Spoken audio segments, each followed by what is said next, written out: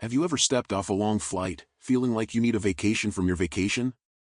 If so, you're not alone, and today's video is for you. Hi! I'm glad you're here.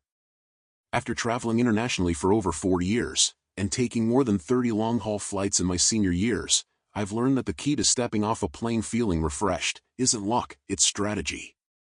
These aren't your typical tips, like drink water and walk around. Today I'm sharing real insider advice that most travel sites never mention, and it's made all the difference for me. Let's dive in. Okay, so choosing the right seat is crucial. Now, you've probably heard that aisle seats are best for seniors because they make it easier to get up and move around. That's true, but there's much more to strategic seat selection. Here's what most travel advisors don't tell you. On those big planes used for international flights, there are special spots where the cabin layout changes. These are often found where business class ends and economy begins, or near emergency exits. What makes these spots special? Many have no seat directly in front of them, giving you space to stretch your legs fully without hitting the seat ahead. I remember flying to Australia last year and discovering one of these magical spots. I could actually extend my legs completely, a game changer for my arthritic knees. It felt like having a mini first-class space in economy. Another tip, did you know the smoothest ride is typically over the wings? If you're bothered by turbulence like I am, aim for seats around the middle of the plane. The difference is remarkable. On a particularly bumpy flight to London, my friend sitting in the back was white-knuckled throughout, while I barely noticed the turbulence from my mid-plane seat. To find these special seats, visit a website called Seat Guru before booking. Just enter your flight number, and it shows you a detailed map of your exact plane with notes about which seats have extra room, which ones don't recline, and other important details. This one step has transformed my flying experience completely. We all know staying hydrated on flights is important, but random sipping of water isn't enough. After years of arriving with swollen ankles and feeling terrible, I've developed what I call a strategic hydration schedule, and it's made an enormous difference. The secret is to start preparing your body 3 days before your flight. Begin increasing your water intake gradually each day. I add 1 extra glass of water daily leading up to the flight. This prehydrates your tissues, which helps counter the extremely dry air you'll encounter on the plane. Then, on flight day, instead of waiting until you feel thirsty, which often happens too late, drink 8 ounces of water with a tiny pinch of salt and a squeeze of lemon every 90 minutes. I set a discrete timer on my phone to remind me. The touch of salt and lemon helps your body absorb the water more effectively than plain water alone. Now, here's the clever part about timing your bathroom breaks. Plan your larger water intakes to occur about 30 minutes before meal service. Why? Because this naturally coincides with times when more people are moving about the cabin and bathroom lines are shorter. This simple timing trick has saved me countless times. Just as important, avoid drinking larger amounts 60 to 90 minutes before landing when bathroom access becomes restricted, but don't completely stop hydrating either. Instead, take small sips. This balance keeps you hydrated without creating urgency when you can't leave your seat. On my flight to Japan last spring, I followed this schedule and arrived feeling remarkably refreshed.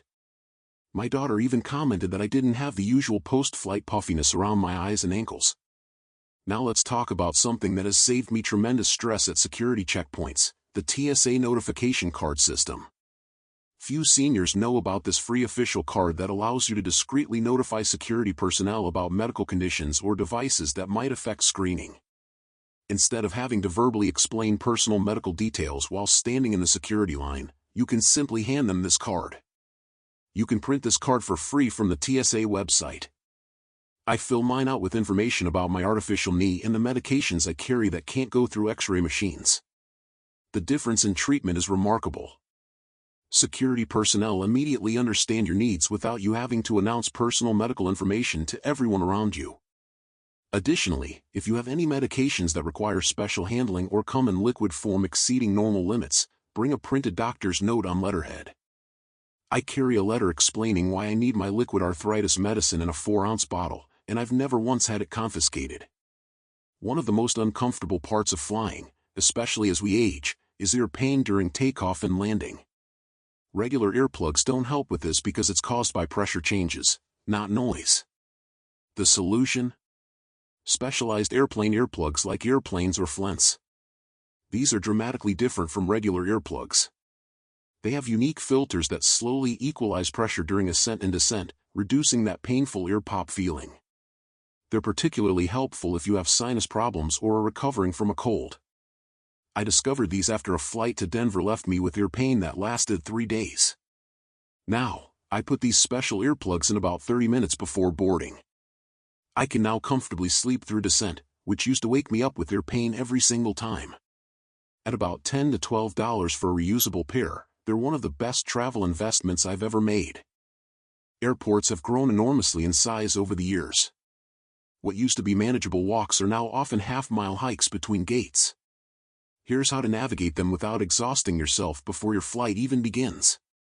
First, don't hesitate to request wheelchair assistance even if you don't normally use one.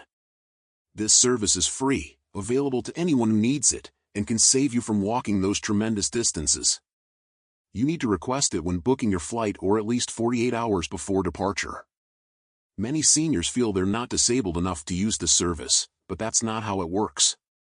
If walking long distances is challenging for you, this service is appropriate to use. I started using airport wheelchair service after nearly missing a connection in Chicago. Second tip, use curbside check-in whenever available. For a small tip, usually $2 to $5 per bag, you can check your luggage without entering the terminal and standing in those long lines. Third, consider investing in a premium airport lounge pass if you travel more than twice a year. For seniors, these quiet spaces provide comfortable seating, clean bathrooms without lines, complimentary food and drinks, and much less sensory overload than waiting in the general terminal. When you have a connection, always ask if there's a courtesy cart available if your next gate is far. Many airports offer these electric cart services, but they don't advertise them widely. A simple request to any airport employee can connect you with this service. Finally, download the airport maps for your journey before leaving home. Most major airports have detailed maps available online or in their apps. I mark the bathrooms, water fountains, and places to rest along my projected path. This preparation reduces anxiety and conserves energy for the flight itself. After trying countless jet lag remedies over decades of travel, I have finally developed a system that works reliably, even in my 70s when jet lag tends to hit harder. First, begin adjusting your sleep schedule before you leave. 3 days before eastbound travel, like going to Europe from the US, go to bed 1 hour earlier each night and wake up 1 hour earlier each morning. For westbound trips, like going to Asia from the US, do the opposite. Stay up 1 hour later and wake up 1 hour later each day. Second, immediately adopt the local schedule at your destination. If you arrive in the morning, stay awake until at least 8 or 9 p.m. local time. If you arrive at night, go to bed soon after arrival. Here's my most effective technique: spend at least 30 minutes outside in daylight soon after arrival. Sunlight is the most powerful reset button for your body clock. Another tip, consider taking melatonin correctly.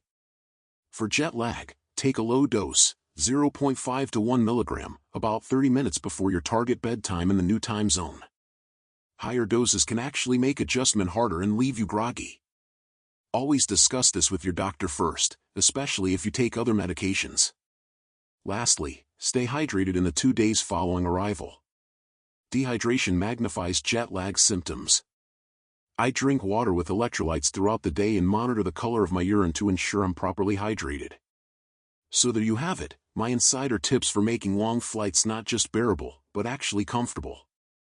To recap, be strategic about your seat selection using Seat Guru, implement a proper hydration schedule with smart timing for bathroom breaks, use the TSA medical card system to smooth your security experience, invest in specialized airplane earplugs for pressure changes, navigate airports with smart assistance options, and follow a comprehensive jet lag management plan. These strategies have transformed my travel experience, allowing me to enjoy destinations from day one without the usual recovery time. I hope they help you as much as they've helped me. If you found these tips helpful, please give this video a thumbs up and consider subscribing for more travel advice specifically designed for us seniors who refuse to stop exploring this beautiful world. Until next time, happy and comfortable travels.